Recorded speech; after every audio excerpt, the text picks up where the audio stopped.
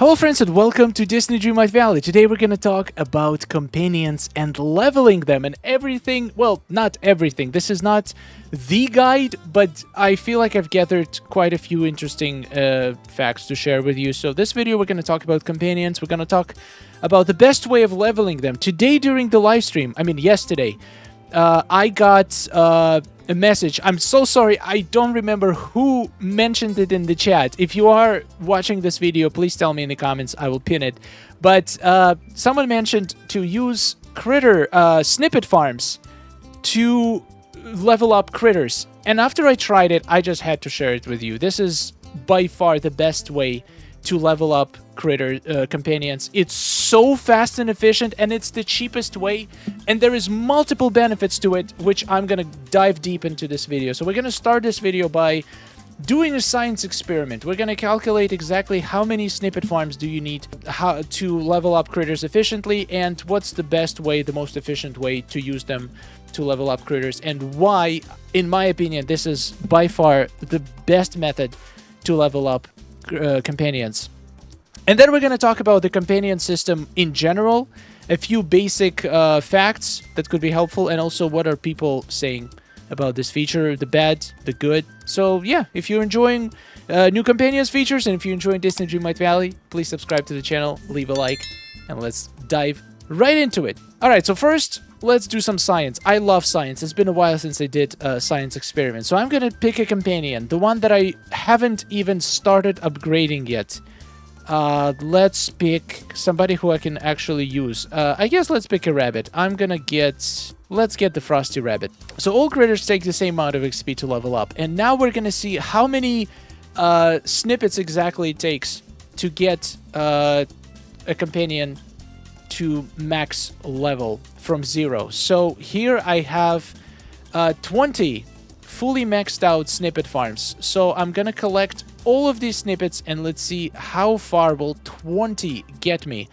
And don't forget, they don't have to be maxed out. I just happen to have a lot of maxed out ones. But using level 1 snippet lures is actually, snippet traps is actually more efficient. Because the only difference is that they can store 3 snippets instead of 5.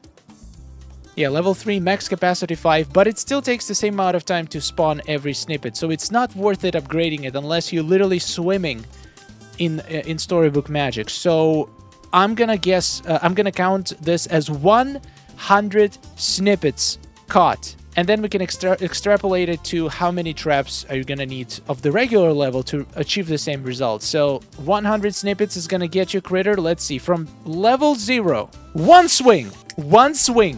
That's all it took to get to level 2. That's absolutely insane. Let's do another swing. Level 3. If this is not the craziest thing you've ever seen, I don't know what is. Let's do another swing. Okay, now it's gonna take a couple more swings. All right, now the leveling got much slower. So we just got 100 snippets, and it took the critter to level 3.5. All right, 100 is done. Let's start doing these little zones. So we're gonna do another 25. Each zone has 25. So let's do it. 125 snippets coming right up. The sounds they make are so adorable. All right. 125. Still did not get to level 4. Let's do another one. I'm not going to bother with the repeats because they don't really give you experience. 150. 150 snippets caught gets you to level 4. This is crazy because farming is not even close. 150 pumpkins does not get you level 4. I tested it. Not even close. All right. So 150 for level 4. That's not bad at all. I literally just spent 1 minute getting my critter to level 4. Let's keep going. Let's do another 25. So after this is going to be 175. And I should probably put them a little bit further apart so we can have more precise measurements. All right, no change. Let's do the next one.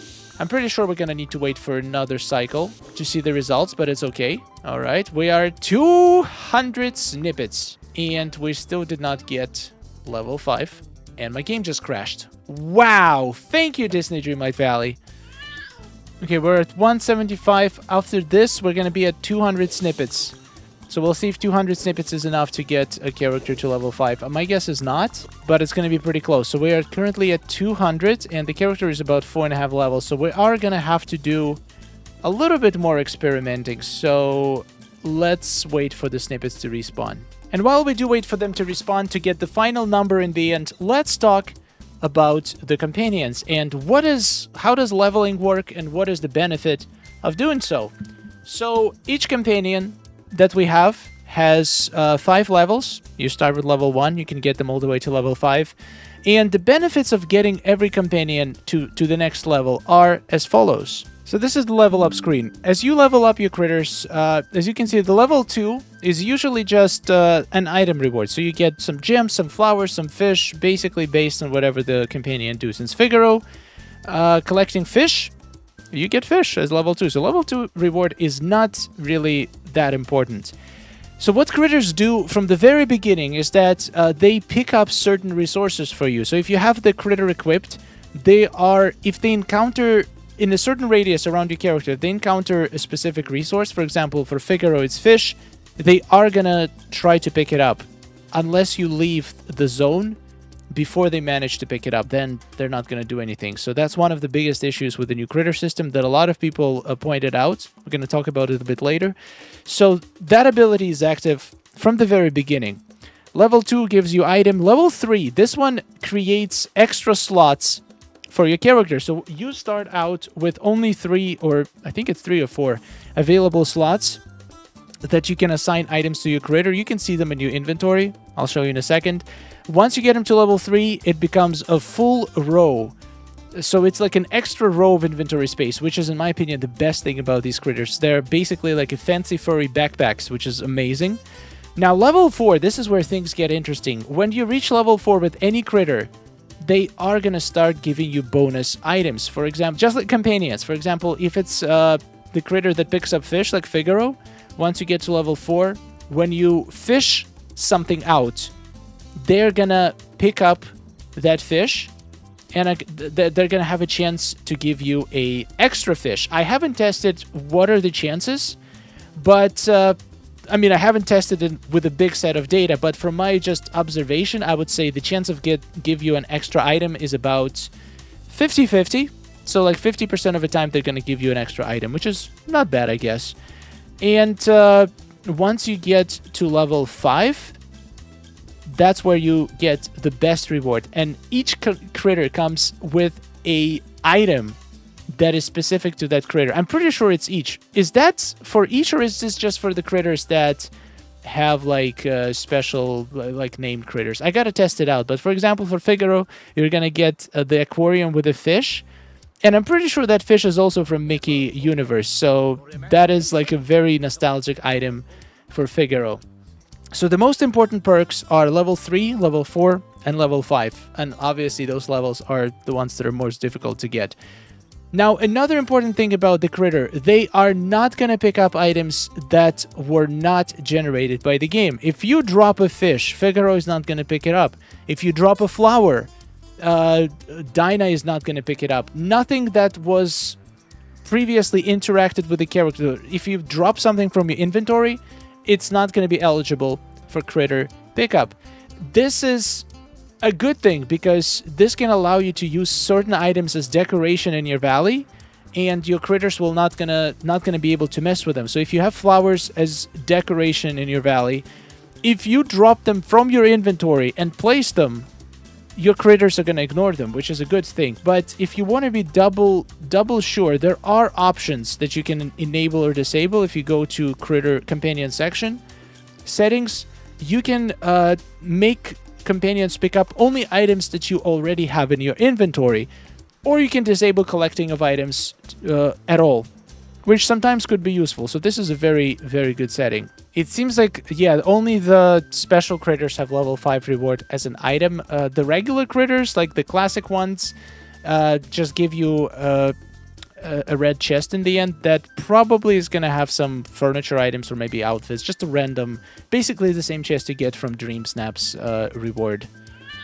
Alright, so let's talk about leveling companions up. Is it worth it? Absolutely. But why is this the best method? Well, number one is that it uses something that replenishes automatically. If you're doing something like mining, I mean, I guess mining, the rocks replenish automatically. If you're doing farming, you have to replant your own crops most of the time. And the thing is, you can replenish huge amounts of resources in a very short time. You just need to wait for 30 minutes and your traps are going to be fully replenished with new things that you can catch. And it takes just a couple seconds to clean out a huge amount of snippets. None other activity can achieve this form of efficiency, not even close. But this is not the only way to do it. If you love farming, if you want to get some money, sure, equip a companion. And while farming, you're going to be leveling them up. It's going to take much longer. But if you do a lot of farming and if you're going to do it anyway, it's a good way to level them up because it's just, at least experience is not getting wasted. Just having your companion equipped that doesn't have their level maxed when you're doing your daily duties and stuff around the valley, they're going to get leveled up eventually. It's not a race. There is literally no point to have all of them at max level as soon as possible. I would focus on the ones that you actually can get some use from, and in my opinion, the most useful companions are Max, obviously, because he gets sticks and he digs out holes. And right now, Max is the only way how to reliably dig out holes that spawn on top of carpets without taking the carpets out. This is literally just for that. In my opinion, Max is the most useful companion. So if you did get Max, I would highly recommend maxing him out. Also, the notable companions actually have a special reward as the level 5 reward, which means it's a new furniture item that you can use, which is super good. So I would focus probably on these, then look at their abilities and see if it's something that's going to be helpful to you. For the most part, there is one big issue with companions that a lot of people pointed out, and it's the speed at which they work. For example, let's equip Dinah. So the speed is very slow. If you're just running around doing your thing, they're not going to have enough time to even stop and pick up the items that you want because you're going to be leaving those items very quickly. So a lot of people pointed out, like, what's the point of me picking something, like waiting for my companion to pick things up when I can just pick them up myself 5 times faster? And also the bonus that they give, they have 50% chance to drop 1 extra item when, if you are hanging out with villagers, if you have multiple villagers, they can have much higher chance. They can have 30, 40, 50 extra items to drop. To be fair, I haven't tested having multiple companions of the same kind with maxed levels. I wonder if it does affect the drop rates. If anybody tested, please let me know. I'm definitely going to run this test in the future, but still it doesn't seem even close to how well villagers do the bonus items.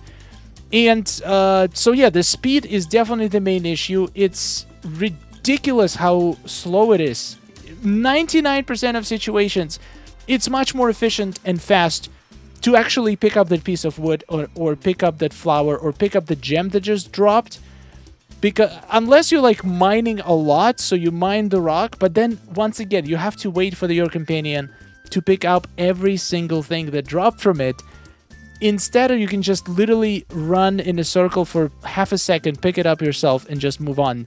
Right now, with the way it works, it just doesn't seem to be worth it. If you want them to pick up flowers, if you're just passing by, they're not gonna do it. Like, you have to literally stop near the flowers and then wait for their animation to play out. Look how long it is. Like, it's cute, it's cool, but it's not practical. I could have picked up these flowers so much faster. So there's definitely room for improvement. The way it should work is that if you pass something, it should mark it and add it to the queue. So your companion would stop and pick it up once you've triggered it. Like, once it had a paw on it, that's it. It should be added to the companion's queue and it should perform the action even if you leave the scene. This would make it much more efficient. This is number 1 improvement.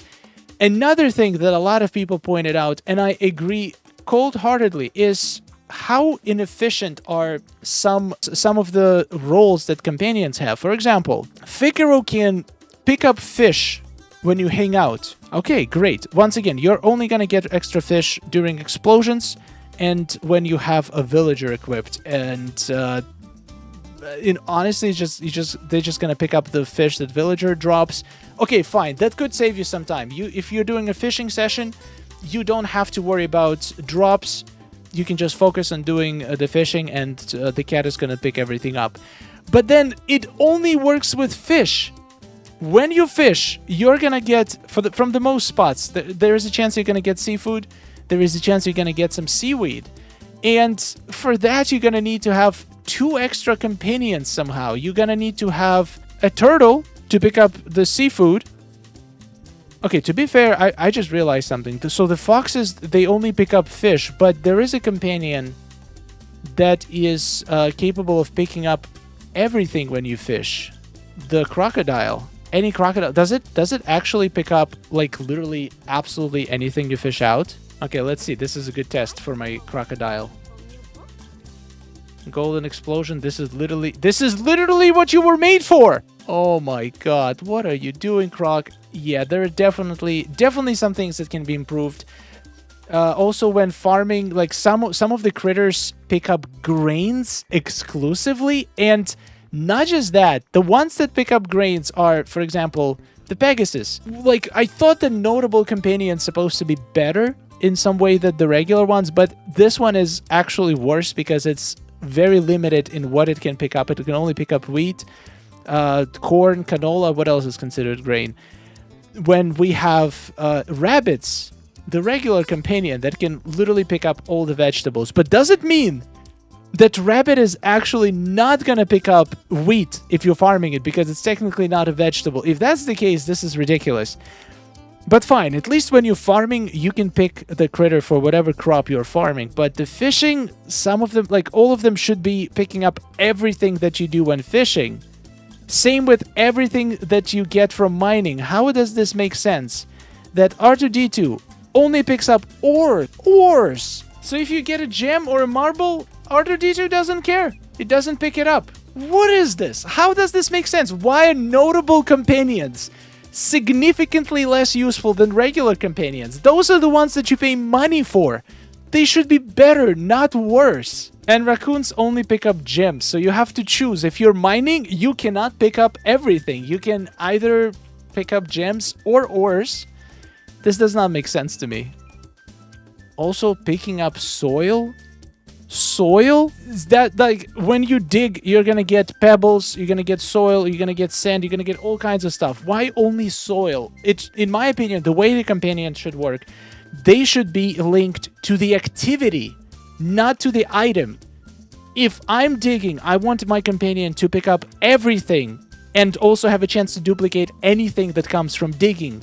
Same for fishing, same for mining. Then it would make sense. At least the notable companions, the expensive one, the premium ones, the ones that we paid real money for, real moonstones for, they should function that way at the very least. Instead, they made them even worse than regular ones, which doesn't make any sense to me.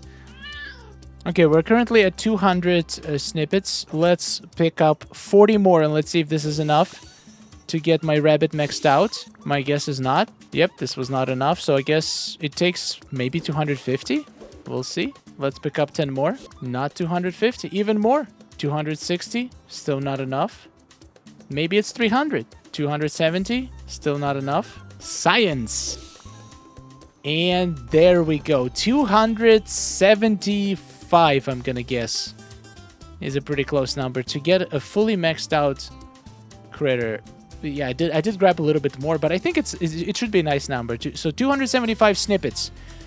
Now, each of the traps is gonna generate 3 snippets every 30 minutes. So if you want to have enough traps to literally get one critter from 1 to 5, you're gonna need only 92 traps. So if you harvest 92 traps right away, you're gonna get all of the snippets you possibly need for to get the critter from 0 to 5. Also, here's how useful these critters are. Look at this, an entire extra row of storage from your rabbits, so you can use them as backpacks, and you can probably even switch between critters, and it's gonna, pretty sure it's gonna switch the contents of your backpack, right? No, it doesn't. So basically it's just whatever critter, they just share their inventory, which is interesting mechanic.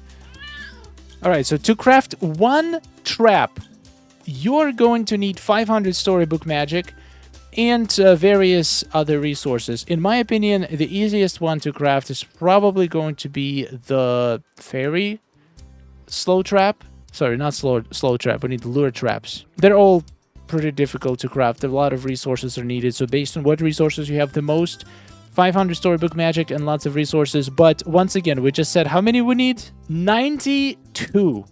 So once you don't have to craft that many. You can craft as many as you want and just harvest them multiple times. But the thing is, the older snippets that you get from it, you can convert back into the storybook magic, which is very useful because you can literally have use the storybook magic to upgrade those traps or craft new ones. If you have a lot of storybook magic, then you upgrade them. If you have a lot of resources, then you build new ones. It's like an infinite money glitch. You can upgrade these traps while leveling your critters and getting all of these snippets to potentially use in all of the upcoming new fragments that we're going to be able to get, new tapestries. We're going to need more snippets for that too. So it's super useful while giving you tremendous amounts of XP. So yeah, I think this is definitely the best way. I think the new Companions leveling system is a pretty cool system, and we've been asking for it for a long time, and I'm glad that it's here, but it's definitely going to need some work and improvement. But I do have trust that Gameloft is going to take the feedback. I did not expect it to be perfect right away. Same with Crafting Station. They released it, people expressed their feedback, and they used that feedback to improve it now. And I believe they will do the same with the critter system. So if you have any suggestions on how to improve companion system in Disney Dreamlight Valley, please leave a comment. I already did say a couple of my own suggestions. I think it's a great start, and I think it's going to become a very, very cool and useful feature in the future. Alright guys, this is all I got for today.